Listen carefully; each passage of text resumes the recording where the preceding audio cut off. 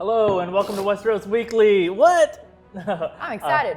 I'm Filup Molina and this? Hi, I'm Maude Garrett. Maude Garrett. And we're going to do a kind of breakdown of what happened this week, specifically using our wonderful map back here to help you kind of really grasp where everyone is and why that matters. And mostly we're just going to be answering the questions that you guys had about this episode. You guys used the hashtag Westeros Weekly. We'll answer a bunch of those here, and other ones will be in our breakdown, which, by the way, again, this does not replace the breakdown. We're doing more content. Even more bonus content, and the breakdown will have answers to other questions. So let's get stuck into it. This is for Season 7, Episode 2, called Stormborn. And apologies for my voice. I was at Comic-Con all weekend, too busy partying with Samuel Tarly. Look at this picture that I don't have loaded. Yeah, we're super tight now. He told me everything. Oh, man. Not. So let's check out this map. Obviously, we always check in with this particular map to see where everyone is and what kind of movements we've had with everyone in the show. The major players we saw this week. At Winterfell, we've got Sansa and Littlefinger and everybody's favorite little bear. Oh, the little Mormont, yeah. And a couple of other people too. But we actually had the exodus of the White Wolf, Mr. Jon Snow. He's on his way to meet with Dany Targaryen. That's exactly what's happening. Yeah. Tyrion's beckoned him with a little note saying, hey, stop on by. Yeah. We used to be pals in Season 1. Don't you remember that? I like that they're both just like, that bro's a good guy. Yeah, honourable people. Yeah. But I did notice that Tyrion did miss a key detail in that note saying, come down to meet Dany and bend the knee. And he did not say that in the note, No. So we have them at White Harbor because that's where they'll be taking off from. We haven't seen them actually get on a boat yet. A little further south of that, that's where Arya is. We're going to get really into this idea of which direction Arya's headed in. No, she had a purpose, but there's been a bit of a, I'm going to say it again, spanner in the works, because that's what's happening. I've learned that now. Yay! So we'll check in with her a little later. And then here is where we got a lot of movement. So we had to split some forces up. So we have on the far west of Westeros at Castle Rock, we do know there are Lannister forces there, but Jaime and Cersei, of course, are still at King's Landing. And then we also split up the Targaryen force because they are about to take some movement. So we've got Daenerys Targaryen and Tyrion and Varys and her main people still at Dragonstone, but just alongside them, we have the Unsullied who are preparing to go on a mission of their own that we'll also get to. And then just south of that, we know that some amazing, crazy naval stuff happened, and we'll get to that too. Yep. But we have specifically this sigil here that I'll zoom in on just a little bit more, specifically the normal Greyjoy one. It's just a regular, normal-sized Kraken. A Kraken. And then, of course, this one, a tiny little bit of a red mark there. So the red is specific to Euron Greyjoy. So it's a nice way to be able to keep track, especially in that naval battle. Is that because he's got blood on his hands? I hope so, because otherwise it's this weird red spot in the middle of the Kraken, which looks weird. And then going a little to the southwest, we know that the Tyrell forces are still near Highgarden.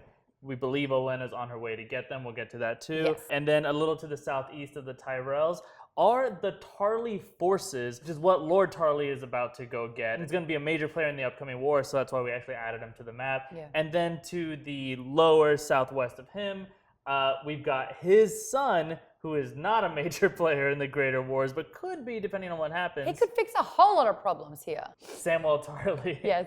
I do want to talk about, because we don't often see the Tarly sigil, and I think it's really interesting to note that it is archers. That's going to come into play. We're going to get back to that. And then at the far tip of Dorne, at Sunspear, are the Dornish forces. To be clear, the Dornish forces do not include Ilaria Sand and the Sand Snakes, but let's get to specifically your guys' questions. This show is all about your questions, so every single week we do ask that you jump onto Twitter as soon as you've seen the episode, because we like to watch it as soon as it's out as well, using the hashtag Westeros Weekly, and put some questions on us that we can answer for you. And then your questions can also make it into the breakdown, of course, later in the week. So these are just questions you guys had in general that we thought we'd hit up top. First of all, what's the deal with what's going on by the wall? What's the deal with the wall? So notice very specifically here, this is the wall that we're looking at. Yes. And we're really talking about the water right off here to the side. Now this is from Season 6, so this is just last season, but because winter is now here, there is a huge change, but this sort of terrain change could mean a big plot change as well. The water has frozen over to the east of the wall. I'm so glad we have a red circle as Yeah, well, it's a because little I was hard like, to oof, notice. this is new Rockstars. If we don't get a red circle, we're doing things wrong. How would you know what we're going to talk about if there's not a red circle and an arrow Yeah, where's my arrow? Where do I look in the circle? There you go. But big deal is the wall is obviously there to stop people from going through it or past it, but now that's almost redundant with an extension of ice over water, meaning that the undead army can just walk right on through. That is insane. They could. There's no need to bring down the wall when you can just go around it. What Game of Thrones does a really good job of is subtle hints, and it's happened this episode, but last episode it was these subtle hints that they kept saying the wall is impenetrable. The wall has stopped all bad things from coming through there forever. The wall is what's going to save us. Oh, the wall's impenetrable. What if they go around it? Yeah. Oh my God. Yeah. This is what summer people think. They don't think of the real threat Yeah, exactly. because they've never had this much winter. It's not normally this weather, obviously, but I mean like for generations. If you look at Aegon's map table, we got really great shots of it coming later, but we got them through this episode. The north is lush and green. Yeah. He was there in true summer. So really, this isn't something that they have thought of anytime recently. But here's my thing. Everyone's asking, can the White Walkers take this path? I'm going to say it looks like it, but I think not yet, because I watched a little bit further down, and this is another kind of overhead view. And if you see, it's not super solid yet. Well, that's why they're waiting. They've got all the time in the world. Yeah, it's just taken 6 seasons to get it to that. So I think we're like right there. Like, it could be fun if they like surf in on like, you know, shaky icebergs. Just the idea of going around the wall is like the stupidest thing I've ever heard of. That makes perfect sense. Yeah. Next question. This was asked by like 35 people. What is the deal with the stag sigil on King's Landing? Yep. So if we zoom in, you can actually see that it still supposedly is a stronghold of the Baratheons. So we actually haven't had a Baratheon since Robert himself, and he never produced any actual heirs. He had a lot of bastards. One of them, we still don't know where he's going. Shout out to Gendry one time. But in this particular case, there are only Lannisters. There were only Lannisters on the throne. Cersei is now, I mean, she's a widow of a Baratheon. So we're thinking of the sigil being kind of like almost like a legal status, Yes. right? And it's like, well, you're a widow of the Baratheon family. So then you would think, okay, so then the map that we see at the beginning of the show is just objective, Yes. not subjective. It's not what she feels like she is. She may have put Lannister things everywhere, but it's technically still a Baratheon hold because otherwise she would have no claim. So that introduces a complication. Because if the law of the land says, well, you were married to a Baratheon, so this belongs to a Baratheon, well, then what the hell do you say about Sansa Stark being the last Stark in Winterfell right now? She's been married a couple of times now, I believe. Does it belong to the Lannisters because she was married to Tyrion? But then he was like denounced as a Lannister altogether as well, so maybe that's Okay, so maybe defined. that's gone. So then does it belong to the Boltons still? She's a widow. Yeah.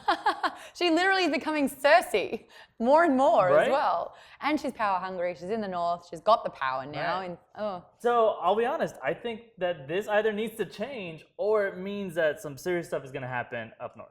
it's kind of funny as well though, because like if you go back to last season when they did get the Sparrows in, they kind of unveiled the fact that she did have illegitimate children, and the whole of King's Landing knew about it because they were talking about the blonde-haired children. One of my favorite things is that everyone around, not just King's Landing, but Westeros, talks about the Game of Thrones like they're watching the TV show.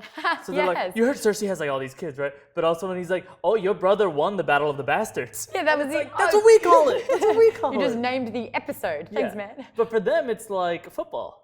It's like, oh, it's the Boltons versus the Starks, except one team dies. I know that every single episode we do a power poll, basically, who's in the best position. I actually think... Which you guys vote on, by the way, and we'll give you the results at the end of the episode. Hot Pie is in technically and logistically the best position because he's at the crossroads. He hears all the information first. He is just an abundance of knowledge, which is probably why he looks full of information. Oh. He's been making lots of pies. And how do you get good at making pies? You eat a lot of pies. I didn't say it directly. You did with your eyes and earlier in a text message to me. All right. I'm just so glad he's back. Yeah, no. He's a survivor.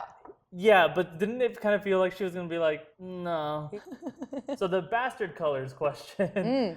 Speaking of sigils that we had earlier that are confusing in the opening credits. Hey, did you guys notice that this is a white wolf? So some of you were asking, why did it suddenly go from gray to white as it did before? Bastards, I hate using that word so liberally, by the way, but it's a technical term, and because it's a technical designation for a child, they actually have a different sigil. It's the inverted colors. Yep. So instead of the white background with the gray wolf, it's a white wolf on a gray background. Is it symbolic that he actually does have a white wolf ghost? Whoa, there it How is. perfect is that? So they refer to Jon as the White Wolf and his dire wolf. When are we going to get some ghost action? Oh man, Ghost always just shows up right when you need him. Right time. Yeah. So those are the general questions, but now let's check in with some specific characters that you guys had questions about, especially what they have going on this week. But we're going to start with our homeboy who is doing everything he can to make us puke every episode. And that's Mr. Samwell Tarly. I feel like he's doing dirty jobs for a living Right? now. Yeah. But the question that you guys actually had was about the other moment that Sam experiences, and that's when he's dealing with the Maester in the library, and this poor guy, he's like, Maester's like my day job, but I'm actually working on a novel. He's writing. You are Slughorn? Yeah, I recognize you. He's writing about the wars that took place after the death of King Robert Baratheon, which, hey, that should be real familiar to you because that's the plot of this series that you've been watching for 7 seasons. And of course, there's that awesome moment where you tell someone something you're excited about, and they're like, "Huh, yeah, that sounds okay, but what if you did this?" I've experienced that a lot. So you're like basically writing a book about the game leading up to who's going to be on the throne? Yeah.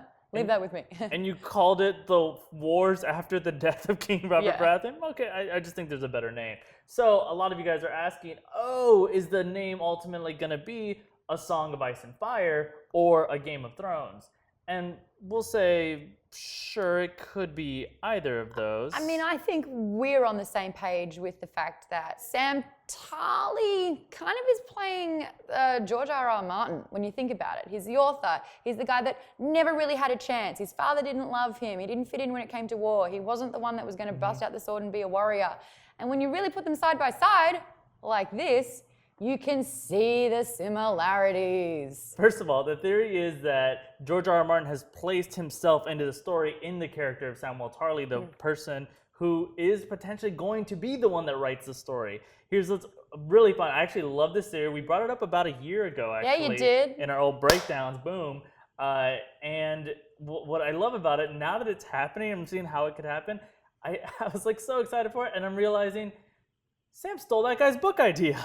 Oh, yeah. This is exactly what's happening. Yeah, Sam is probably going to be like, I had an idea for a book. Oh my gosh, George R.R.'s mentor, who's probably like since passed, is like turning in his grave, being like, you're making how much money from my idea? You can pick for yourself A Song of Ice and Fire, A Game of Thrones, or the wars that took place after King Baratheon. I mean, the books are flying off of these old shelves.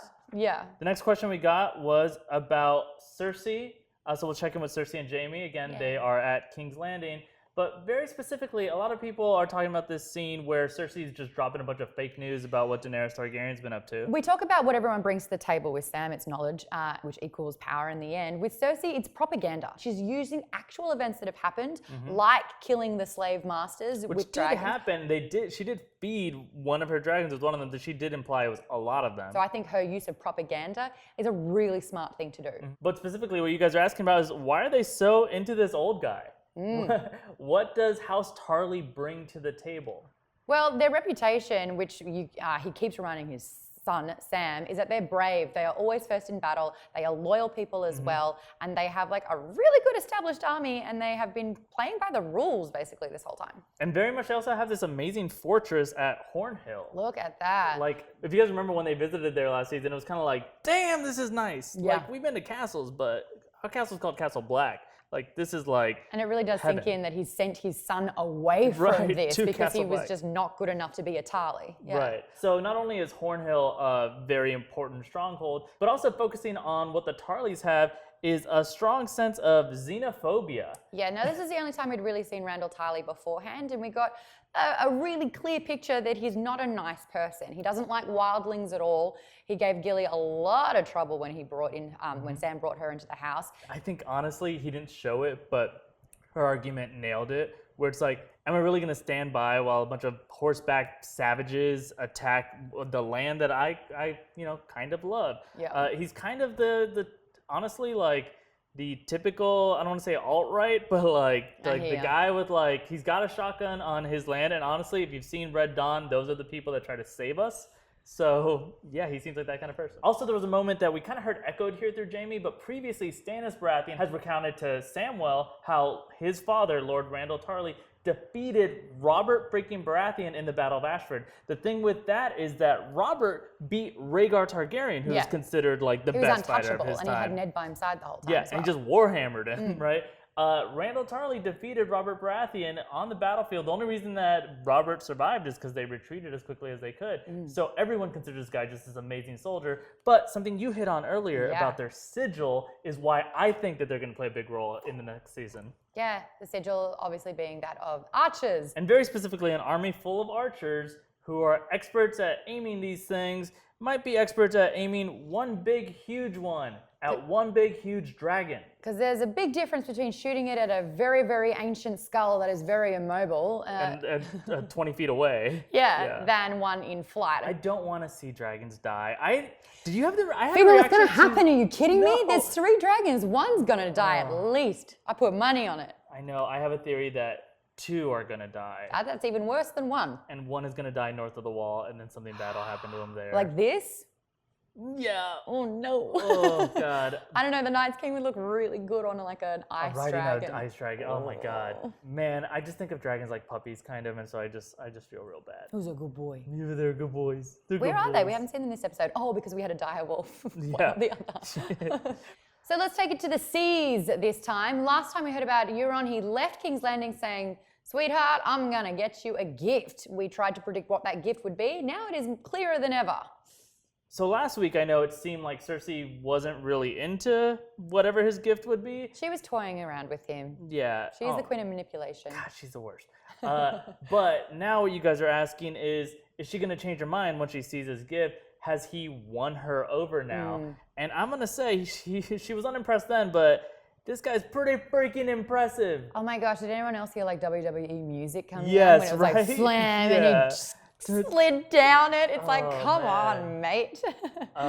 It was the coolest entrance in the history of Game of Thrones, but the most ridiculous one at the same time. But it's so clear what they're trying to do to him. They're trying to make him this season's antagonist. They're trying to make sure that everyone hates him for all the right reasons. But he was also wanting to play up to Cersei's cruelty. She's getting a reputation, and Tarly touched on it before, going, I know what happens when people don't call to the Queen's answer.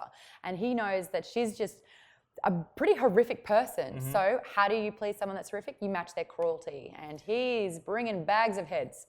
And it's not just her cruelty I think he's trying to match, it's her level of insanity and her lust for revenge, man. Yeah, and having fun while doing it. I keep pushing that this guy's a Joker. I think Cersei's his Harley Quinn. Yes. And I think, yes, the answer to your question is she's going to be like, damn, man, like you had a weird rock star thing that I was like kind of into, but like now like you're legit.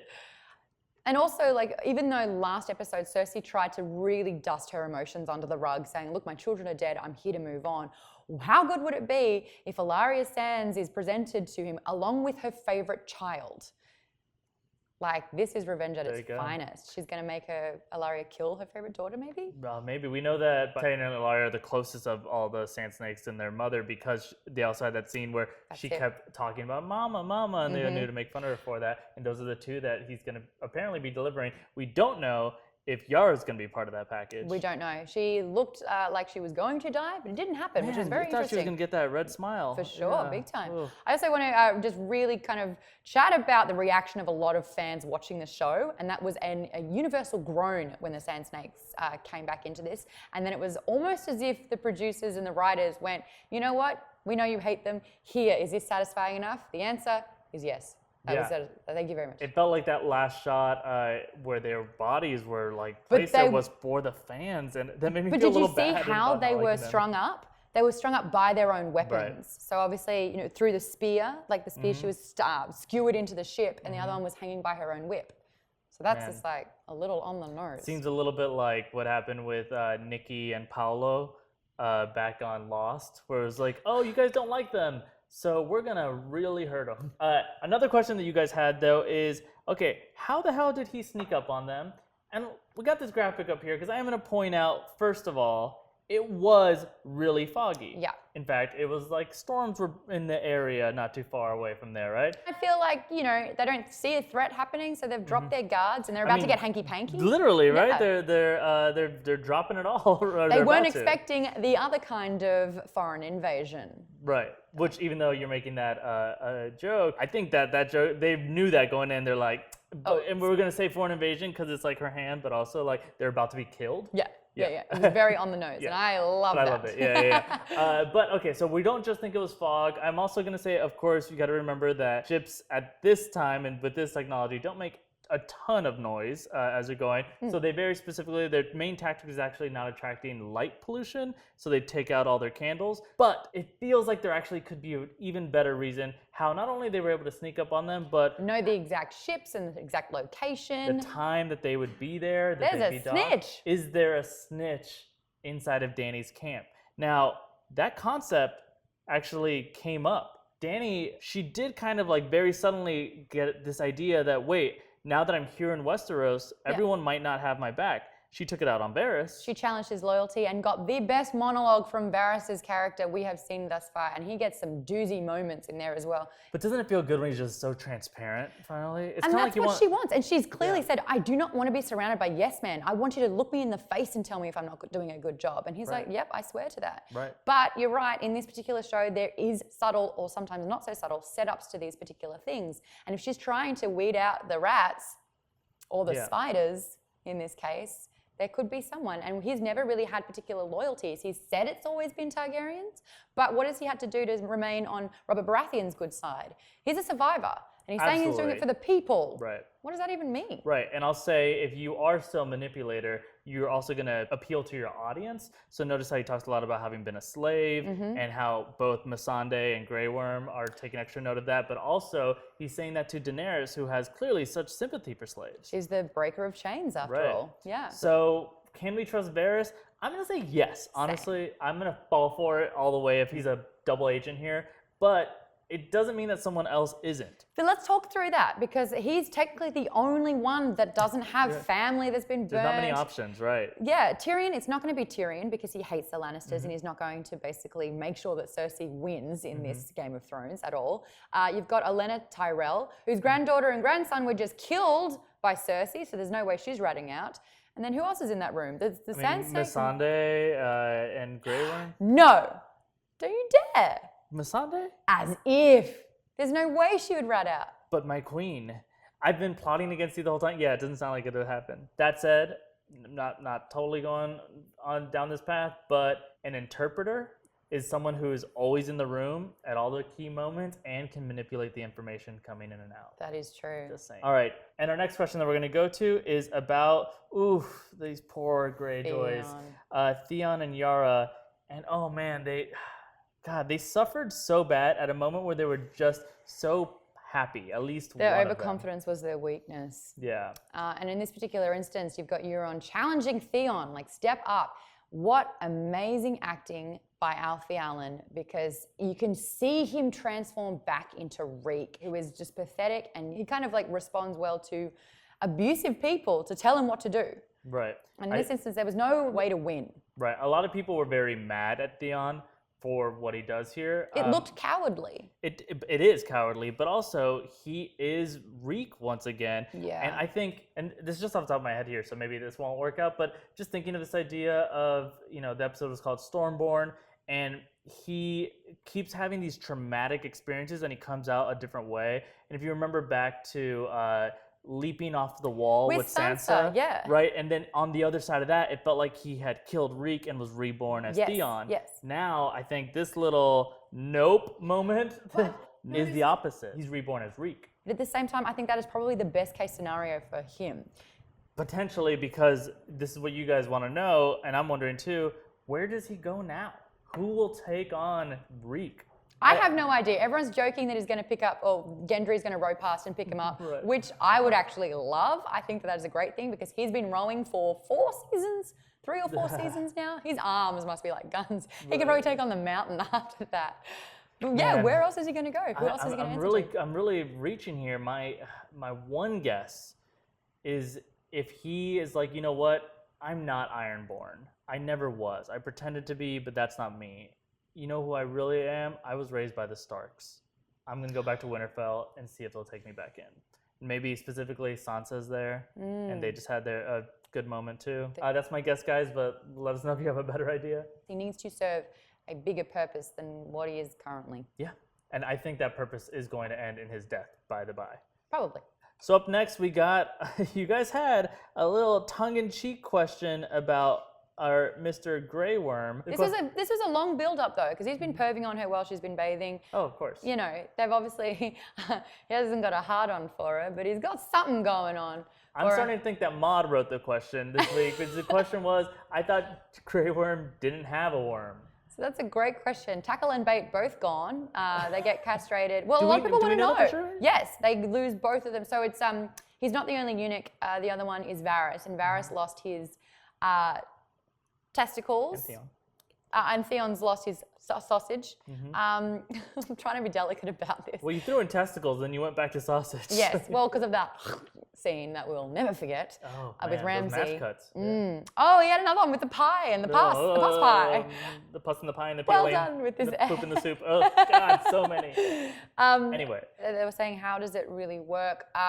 Well, good thing is we got 10 minutes of this scene to realize he's going to go down and eat it like a vulture. That is a Missy Elliott lyric. I tried not to say, but I'm so sorry.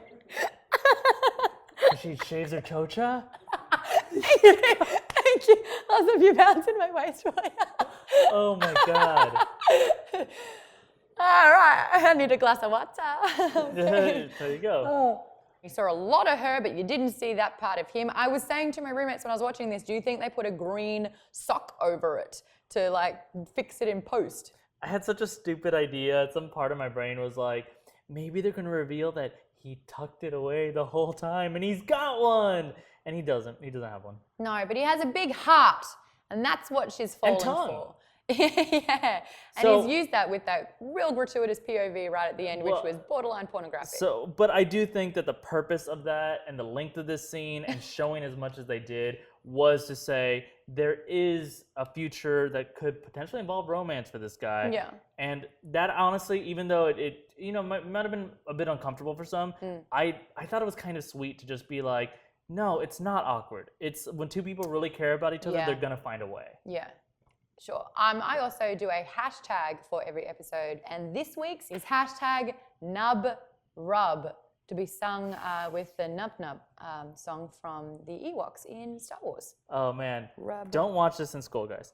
All right, so our next question is also related to the Targaryen Force, but it's specifically about what's going on with Dany. And this is a very technical question, and I do get why there was some confusion here. So we're going to walk through. You guys are wondering, what exactly is her strategy? And really, what is Tyrion's strategy that she's listening to, and specifically Olenna doesn't want her to listen to? So we have the war room scene, but they do have these amazing shots of her table where she's actually planning out the war. So we can really clearly see what she's planning on there, and then maybe I'll show on the map a little bit too. I saw a replica, a very, very good replica of this at the Game of Thrones experience at San Diego Comic-Con with all of the pieces out, and you had the whole map. It was. Oh, that's so cool. What, did he pocket one? I wish. I'd be kicked out for sure. Oh man, but we'd be better friends. So you can see this is currently Dragonstone, and we have the Dragon Force, which obviously is her and her dragons. But we have a couple of other sigils here that are new that were made just for this. So down on the far left, we have a horse. It's facing down. It's a little hard to make out. But that's representing her Dothraki army. In the middle here, we have the Unsullied, represented by their helmet. And this one's kind of hard to make out, but if you look at it closely, it's actually a boat being taken down by a kraken. This is the Iron Fleet force, and they're all currently at Dragonstone at the time of this scene. But their plan is to go down to Dorne using the Iron Fleet, which we saw how that went. But they were going to bring the Dornish forces back up to King's Landing to help surround it. And then on the other side, the Tyrell forces, which is why we don't think Olenna was on any of these ships. She's probably on her way. Yes, to Highgarden. Yeah, to bring back the Tyrell forces in order to lay siege upon King's Landing, which, to be really clear about that, is just essentially block all the exits and starve people them out. Yeah. And I think that's a really weird strategy. I'm in Team Yara and Olenna here. You're a dragon, be a dragon. Get your dragons in there and just lay havoc. The only problem with that is that, of course, she does not want to be the Queen of Ashes. And if she destroys all of King's Landing and all the people in it, it's just rubble and it's not usable. The siege takes a lot longer, but it does mean that you get a lot more in prisoners, and everyone voluntarily leaves the premise. Well, and so they, in order to get this kind of happy ending, though, they also have that also secret part of their plan, which I don't think that we can discount, where they're going to go to Casterly Rock, they're going to take that Unsullied force, and they're going to wipe out the other Lannister force, which is going to prevent them from being reinforcements for King's Landing. Yes. So it actually would be a faster siege than you might expect, because they're not necessarily going to have to also be fighting other battles at the same time. Now, there's another question that you guys asked, and that was, what about her fleet, though? Doesn't she need that in order to do it? And it's, yes, the fleet was a major part of it, but we have to be really clear here. We know from last season that the ships were not all the Iron Fleet. Yara and Theon definitely had their ships with them. These are the ships that are burning, but they already had other ships that were belonging to the Tyrells, the Martells, and her ships that she had previously gotten, that she had the Dothraki on and the Unsullied on. Daenerys still has a navy. Yes, It's just not as big as it was, and these definitely were the heavy hitters in it. So it's a loss, but it's not over for any kind of naval strategic placements. Right. Yeah. The next question I want to tackle here is, you guys are asking, okay, sure, that's your strategy, but is it a good strategy? So you don't like it. I'm not a fan of it. Well, I understand why they're doing it. They've got a lot of numbers now, like this new joint ally happening here with the Tyrells and the Dornish, all that. It's great. I'm in the mind of, if you want the Iron Throne, you can take the Iron Throne. You go in there, you've got 3 dragons. I think that's the way that everyone else has done it, and that's the way that leads to people hating you.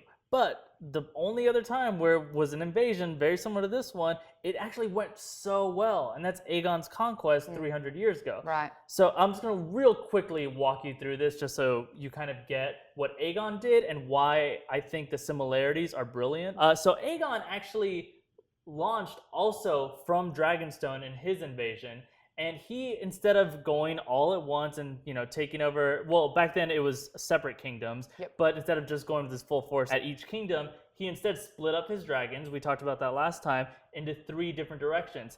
One went up to the Eyrie to take care of the Arryns. One went to the Stormlands with the Baratheons. He had a relation with the Baratheons, and they fought down there. And then Aegon himself, went with his dragon Balerion all the way across to near the Riverlands to take out Harrenhal, which, by the way, was a brand new castle, the nicest castle in all of Westeros, and Balerion just melted it, like immediately right then. But by doing that, he showed this insane force in 3 different directions all at once. Yeah, but do you know what Aegon had that Daenerys doesn't? He had dragon riders. He had people to ride those dragons for him, and she's the only one. Why doesn't Daenerys have them? I think she does.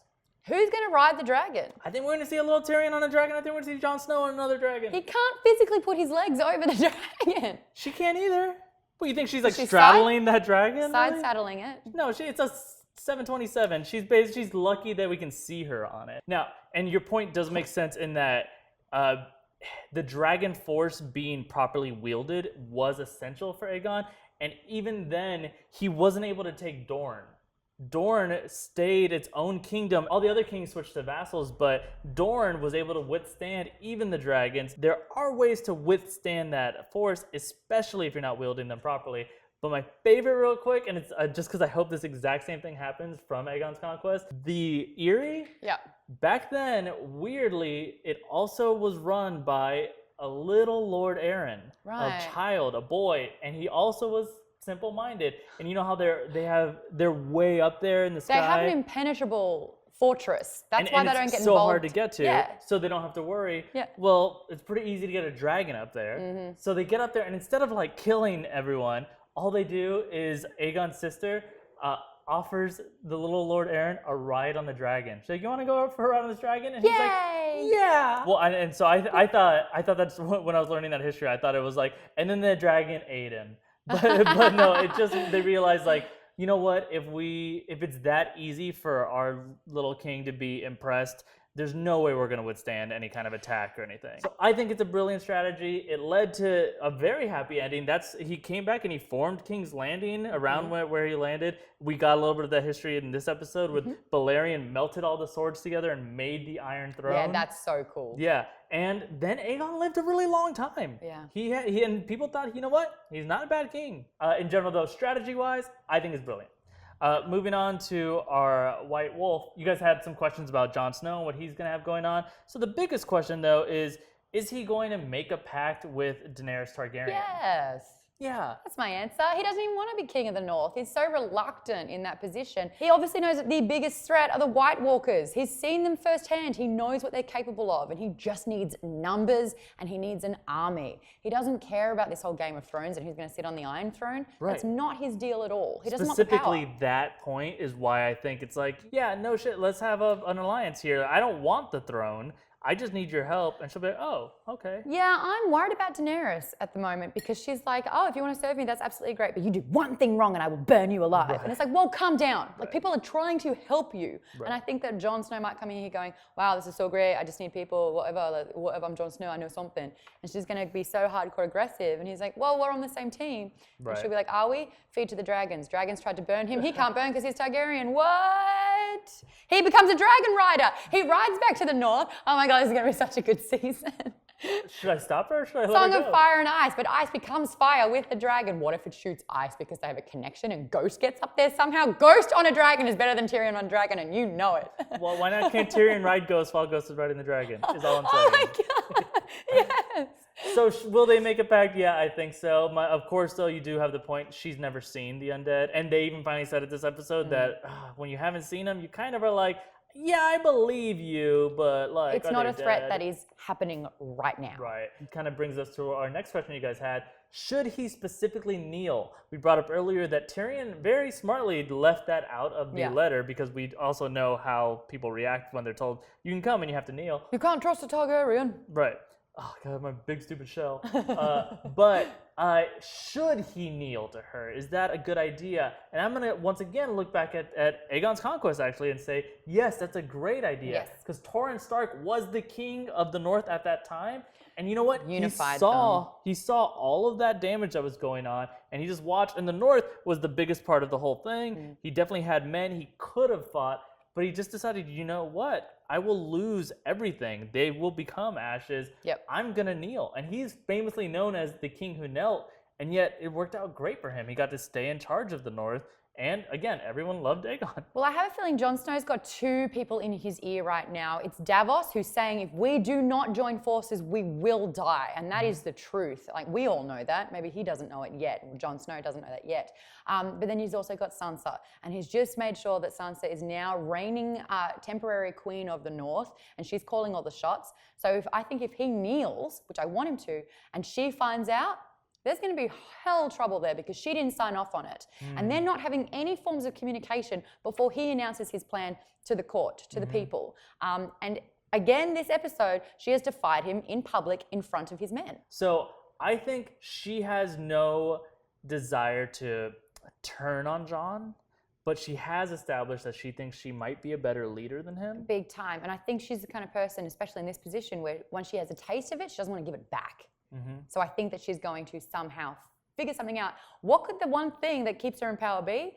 The information that Jon Snow is in no way a Stark, bastard or not. And so therefore she is the only true Stark. Right. And doesn't have to give it back to someone who has kind of in a way been in a fraud position his whole life. And you know who else would do anything to hold on to their power? Cersei Lannister. Yep. And she's already admitted that she's learning a lot from her. So was it a mistake to leave her there? No, because the Starks need to trust each other, and that's the way it's got to work.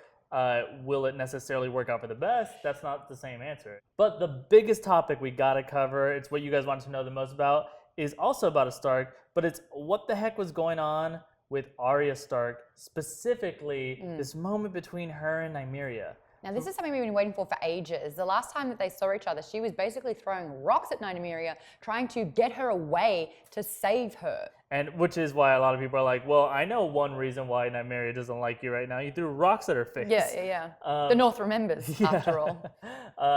But this reunion with Nymeria, we're going to break it down for you a little bit because you guys are asking a couple different things. Literally what's going on and then what it could mean. So, she does reunite with Nymeria, and we think that Nymeria does remember who Arya is. Arya's still alive, of course. And she got her scent, right? Yeah.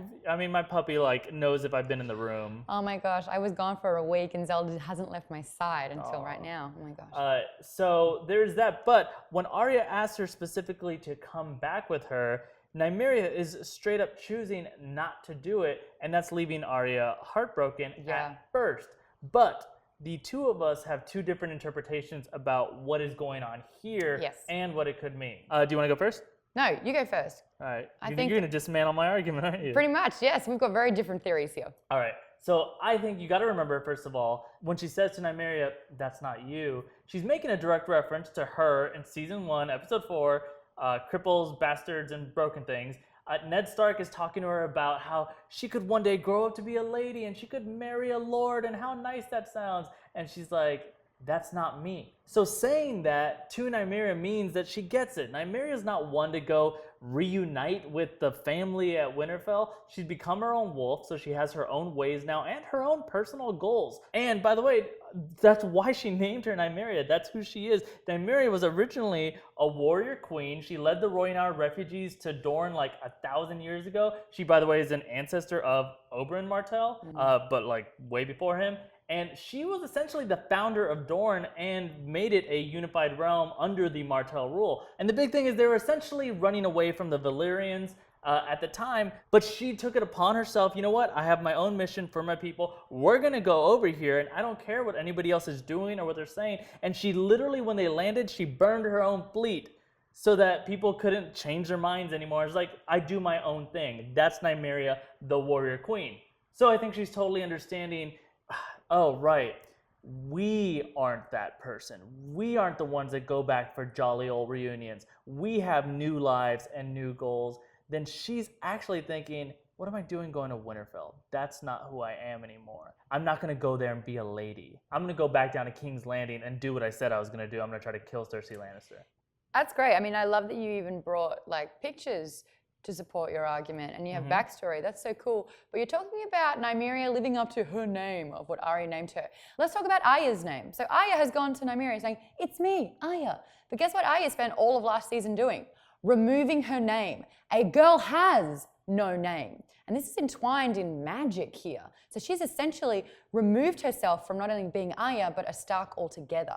And I think by doing that, has made sure that those two things don't exist anymore. You'll also notice that right here, Nymeria has a pack. She's got a pack of all of her own wolves. She's been running free with the pack. And Nymeria is looking at Arya, who's a lone wolf, who is by herself. She's seeing that Nymeria has her own pack. She's back with the wolves, back with the Starks. And that's symbolic of where Arya must go now, and that is back to the north with her pack, the other wolves, the Starks. So I have a feeling after this, she's going to keep going to the north and reunite with her family. And Nymeria, like Ghost, will always be there when they most need them.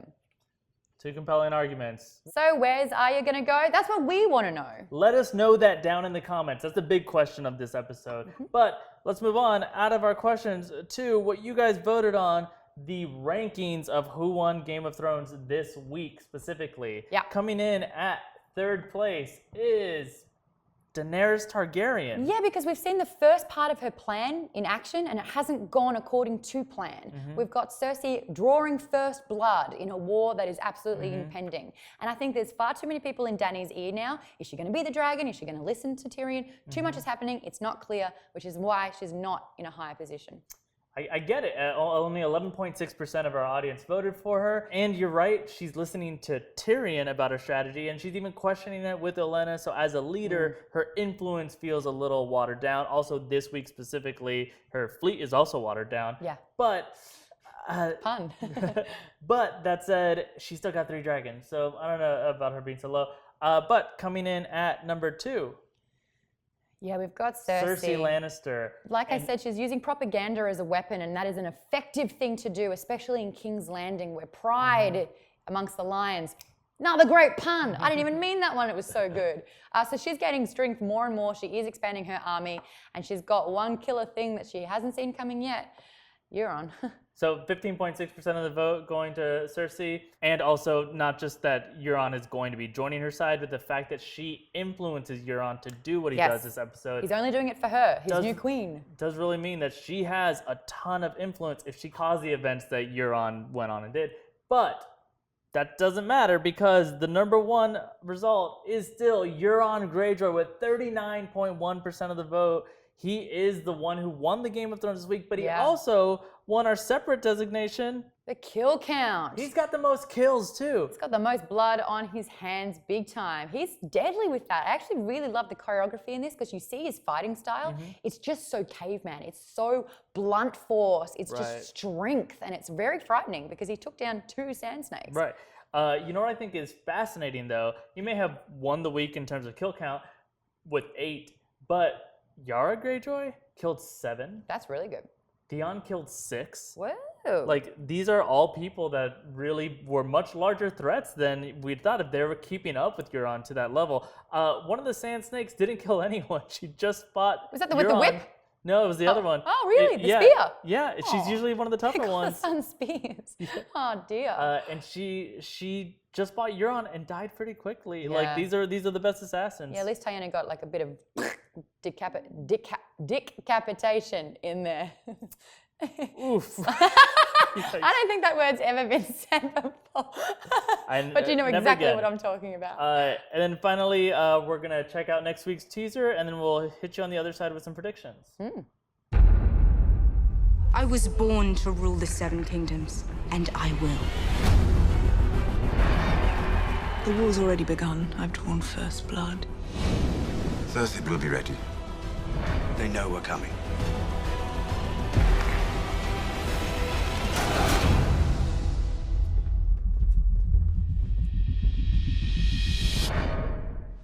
That moment was sensational. I stood up and cheered at that. We've been waiting this whole time. Even Jon saying the name Daenerys wrong, he said it wrong, but him saying it and hearing Daenerys say Jon's name, this is what we've been waiting for, this anticipation. Right. I cheered when they talked about meeting each other, and then she said, and he will kneel. And I was like, no. I know, come on, simmer down now. So, it looks actually like they didn't show that much in that trailer. We saw archers.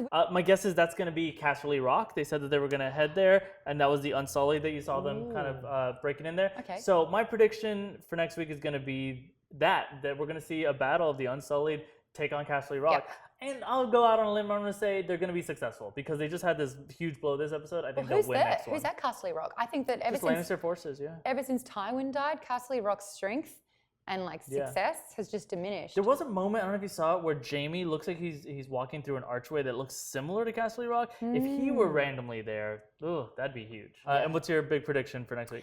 Well, we got a glimpse of Melisandre talking to Daenerys for the first time about the prophecy and saying that both her and Jon Snow are playing a pivotal role within, the whole survival of Westeros. So who's going with Jon Snow to meet Daenerys Targaryen?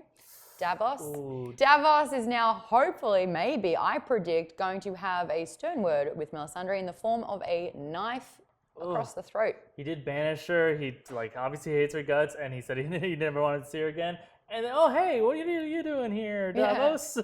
All right, well, that'll be next week, and we'll cover it then too, and we'll answer your questions about that episode that you're going to leave for us with the hashtag #Westeros on Twitter. We look for them right after the episode, and also remember to vote in our power ranking. Yeah. We're tracking each week. We'll track it all season. We'll have a nice, big, fun infographic at the end of the season. Yeah, you love that. You're excited about that one. Anyway, guys, I'm at Maude Garrett, and if you do want to subscribe to my channel, I've got a bunch of stuff coming up from San Diego Comic-Con, so just search Geek Bomb and give that a subscribe. And then you can tweet at me at Fimo if you have any other questions. Otherwise, watch our breakdown. We're going to cover even more stuff.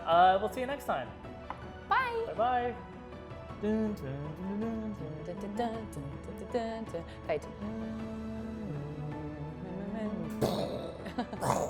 What's that? What is that?